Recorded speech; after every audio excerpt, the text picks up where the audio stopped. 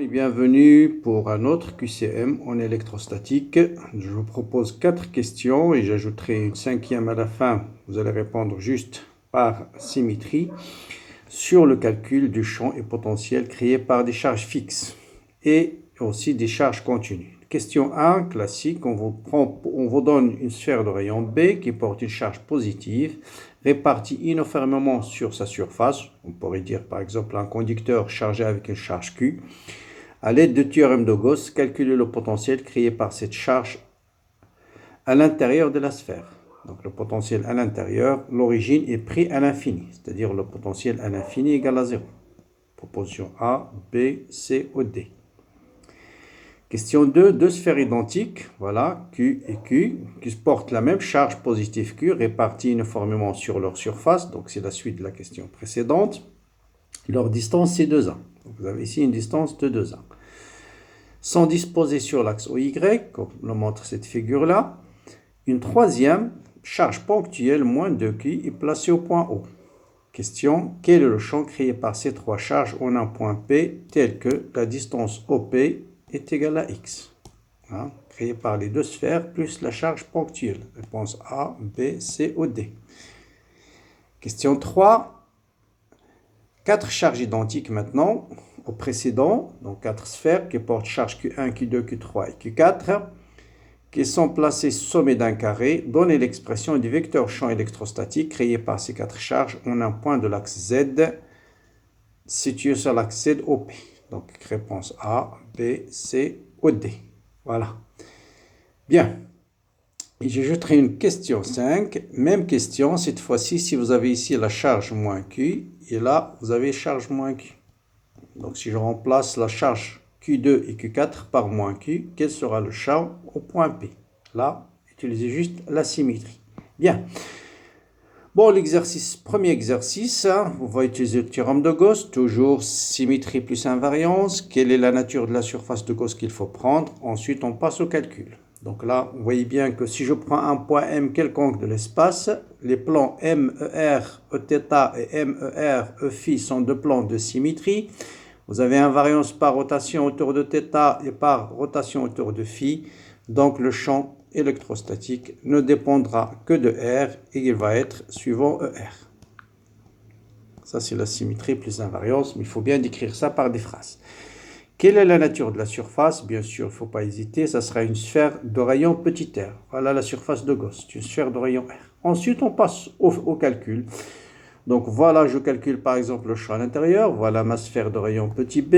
Je remplace, je décris en un point quelconque. Je représente le champ et les suivants ER.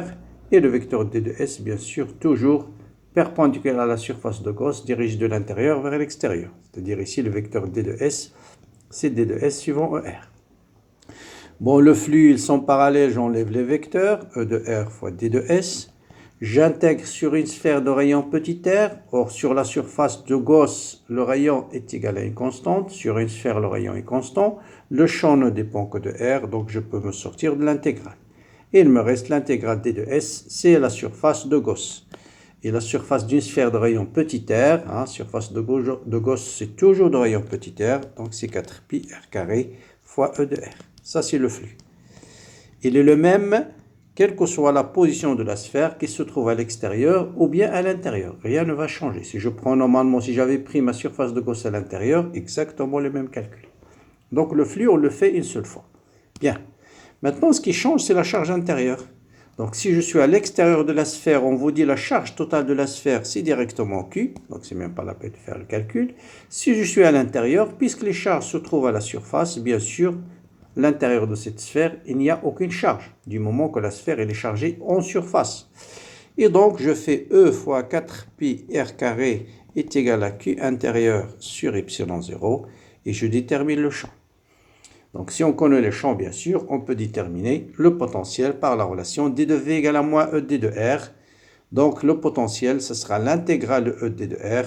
Si j'ai l'intégrale de D de R, de moins D de R, l'intégrale de moins D de R sur R carré, c'est 1 sur R. Donc le potentiel à l'extérieur, il varie en 1 sur R, toujours ajouter une constante, parce qu'on n'a pas mis les bornes. Et à l'intérieur, puisque le champ est nul, le potentiel est égal à une constante. Comment déterminer les constantes? Par le choix de la référence. On vous dit le potentiel à l'infini égale à 0. Donc si R tend vers l'infini, ce terme tend vers 0.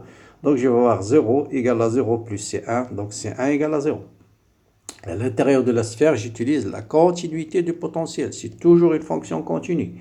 Ça veut dire ce potentiel lorsque petit r égale à grand R est égal à ce potentiel lorsque petit r égale à grand R. Toujours petit b là. Hein? Petit b, on a noté petit b, le rayon de la sphère.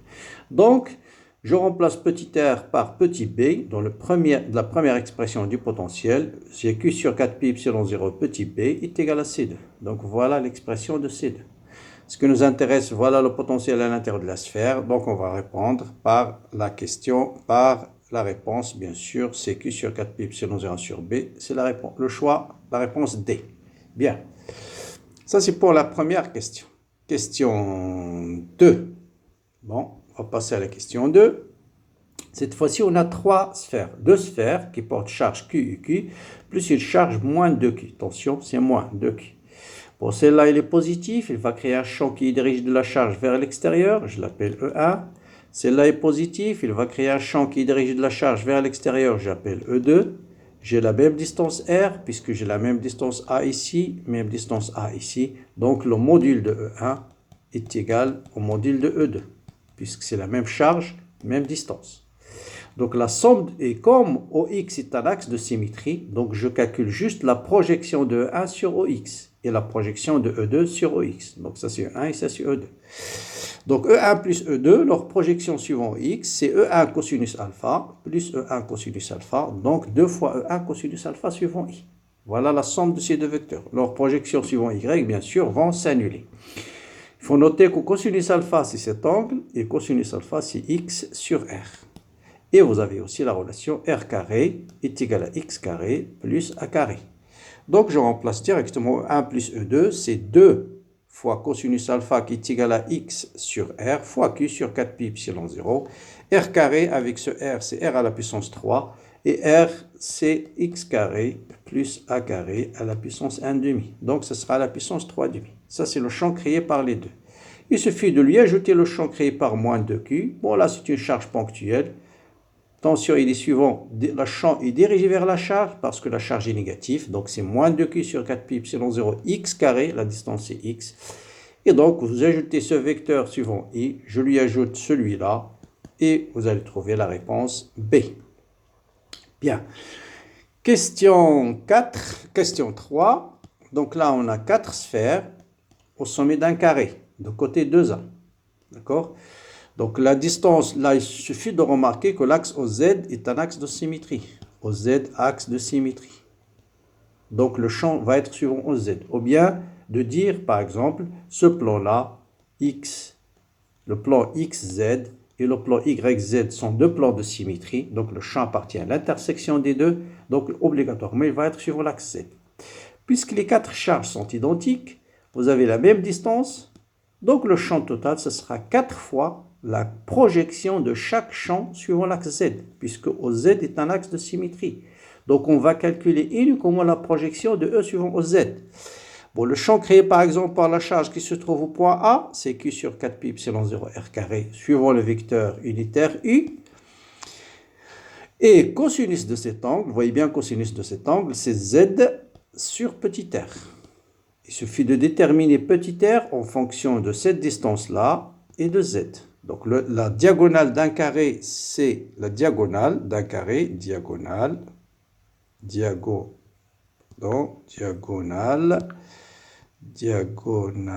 carré, c'est quoi? C'est A racine de 2. Mais comme le côté est c'est 2A, donc c'est 2A racine de 2. Donc la distance OQ est égale à A racine de 2. Donc ça sera ici, ça sera A cosinus alpha, ça sera quoi?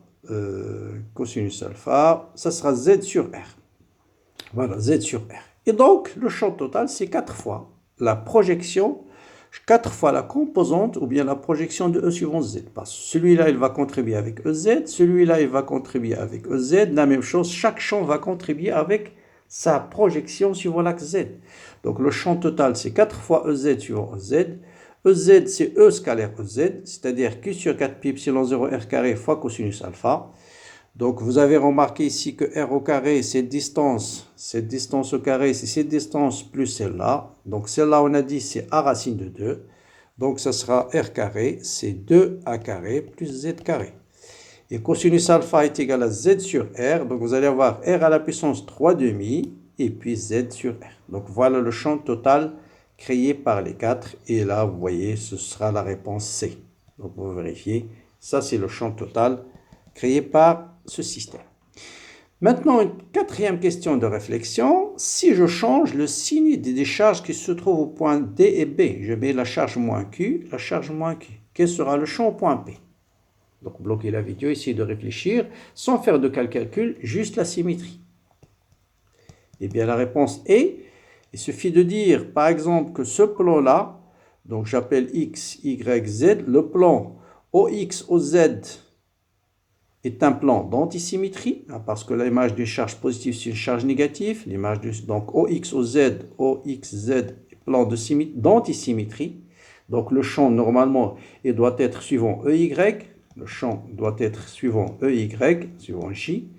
Le plan qui est perpendiculaire à XZ. Mais vous avez aussi le plan OYZ. Ce plan-là aussi est un plan d'antisymétrie. L'image d'une charge négative, charge positive. L'image d'une charge négative, charge positive. D'accord?